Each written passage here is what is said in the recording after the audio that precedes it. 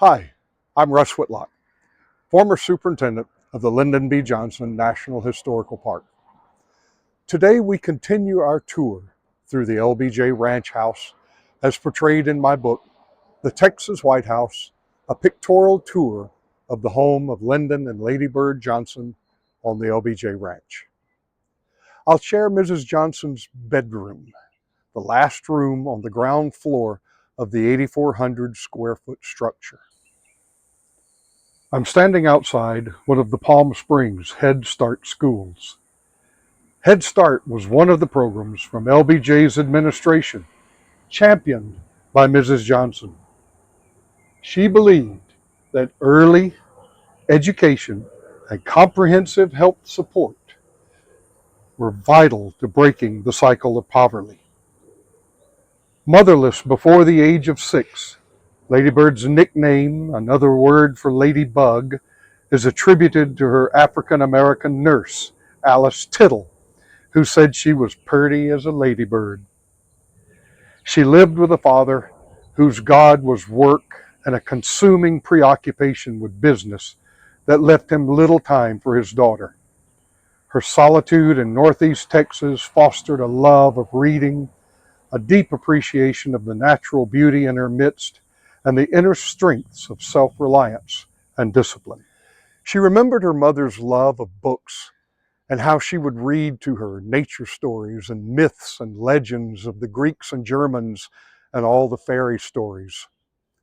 Her passion for experiencing the outdoors inspired her interest in natural and national beautification. She was frustrated with the word beautification, as this was just one thread of the whole warp and weave of the tapestry that consisted of clean air and water, urban parks and green spaces, scenic highways and countryside, cultural heritage tourism, and significant additions to the legacy of national parks. In 1977, President Gerald Ford presented the Presidential Medal of Freedom to Mrs. Johnson, recognizing her nationwide efforts and commitment to protecting the environment. In 1988, President Ronald Reagan presented the Congressional Gold Medal to Mrs. Johnson. She was recognized for her pioneering efforts to preserve and enhance the natural beauty of the nation, championing programs for the underprivileged, and her role as a businesswoman and instrumental support providing during her husband's political career. Upon learning of her death in 2007, the National Park Service issued a tribute to her life and legacy, stating she had once been called Secretary of the Exterior. She journeyed from California to New York to Texas and left her lasting imprint on places across the country. The thousands of employees of the National Park Service celebrated her spirit, her graciousness, and her immense contributions made on behalf of all Americans, then and now, for generations to come. After the Johnsons retired to their Texas ranch in 1969, LBJ lived only 4 more years. Lady Bird Johnson outlived her husband by almost 35 years, but they were fulfilling ones for her. She continued her work on environmental issues in Texas and founded the National Wildflower Research Center. She had been involved in planning her husband's library and could often be found working in her office there. She became the grande dame of former First Ladies, calling her successors to check in on them during difficult times in the White House. Lady Bird left Austin armed with degrees in history and journalism, a teaching certificate, and secretarial skills. She had prepared herself to be self-reliant with usable degrees. Though she ultimately did not pursue a career in journalism, her educational background served her well. She later used an inheritance to successfully build the family's media empire by purchasing an Austin radio station and successfully ran her husband's congressional office during World War II. LBJ was famously proud of her academic achievements, often remarking, "Anyone with 2 degrees from the University of Texas can do anything." They were introduced by a mutual friend in September 1934 and were married that November. Most of the 10-week courtship was through letters. He proposed the day they met. She said he came on strong and very direct and dynamic. She wasn't quite sure what to make of him. The second day, he introduced her to his family. He was very busy as assistant to Congressman Clayburgh, and visits would only consist of a day or two. As shared in the book Lady Bird Johnson, An Oral History, she wrote, "What is the deal? I hope it is not politics, because I would hate for you to go to politics." She quickly changed that opinion. She continued to wonder if her life with Lyndon was moving in the right direction, but by the time she was walking up the steps to the church in San Antonio, she knew it was right. In each of LBJ's campaigns, she played an increasingly active role as her zest for politics grew. She was the first presidential spouse to campaign independently for her husband. His raw, honest ambition appealed to her. During their courtship, she wrote, "I adore you for being so ambitious and dynamic." She gave him the love, stability, and thoughtful judgment he desperately needed.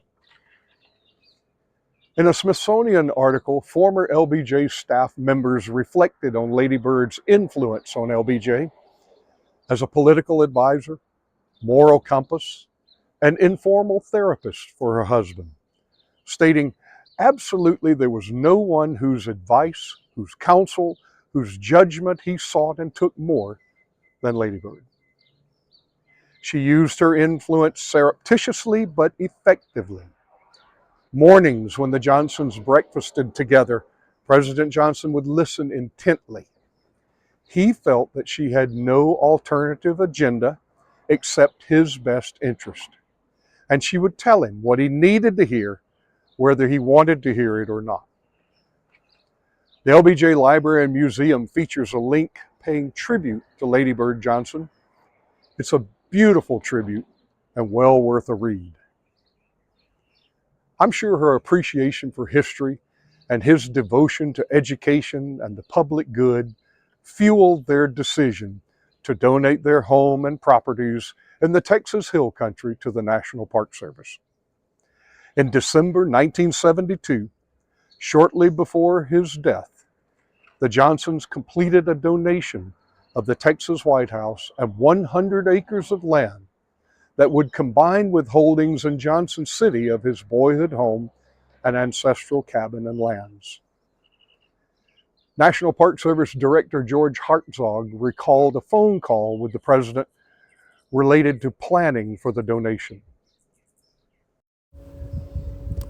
Mr. President, this is going to be the only national park in the system ever been personally planned by a president. I think that they had a deep commitment to the national park system. I think they had a deep sense of history, and I think they were very generous people. Her bedroom was a refuge from the hustle and bustle of everyday life during her husband's life and the 35 years she lived after his death. She had designed the bedroom with lots of bookcases, a view of her gardens, a fireplace, and furnishings she knew so well. She had a door exiting to the swimming pool and later to the indoor pool and hot tub that she had constructed in 1983. She enjoyed sitting at her desk, admiring the blooms of native plants in the adjacent flower garden. She spent hours at the desk working on correspondence, planning for environmental and educational projects, and completing her book, A White House Diary, published in 1970, recounting daily activities and observations in the White House from 1963 to 1969. The room is filled with photographs depicting good friends, family, and especially her beloved grandchildren and great-grandchildren. Linda Johnson told me that with a nickname like Ladybird, she was bound to have a large collection of bird figurines and pillboxes depicting birds and wildflowers. During her lifetime, these were spread throughout the house, and a few were displayed in the bookcases and side tables. She loved photography, and a couple of her cameras and movie cameras are displayed on the shelves. In the LBJ Library collection, they have hours of Ladybird films. One of the items that impressed me the most was a quote on the embroidered bed pillows. I believe it sums up Mrs. Johnson beautifully as it states, "I slept and dreamt that life was beauty. I awoke to find that life was duty." Her large closet is filled with clothing appropriate for ranch wear, nature exploring, and formal gatherings. After LBJ's death, Mrs. Johnson spent most weekends and holidays on the ranch. This country home continued to be a refuge, a private home, and a gathering place for family and friends. The walls in her bathroom are covered with photographs of family. Some of the jewelry items hang from the walls. I can imagine her getting ready to receive friends, family, or visitors, always welcoming to the place she called her heart's home. On a Saturday in October 2006, I received a phone call from Lucy Johnson.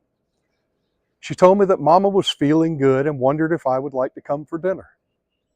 Of course, I responded to the affirmative and began preparations for an unforgettable evening. I was joined by Lucy, her husband Ian, and personal friends Barney and Libby Hewlett. Although her body was failing, her presence, dignity, and caring were abundantly evident to me.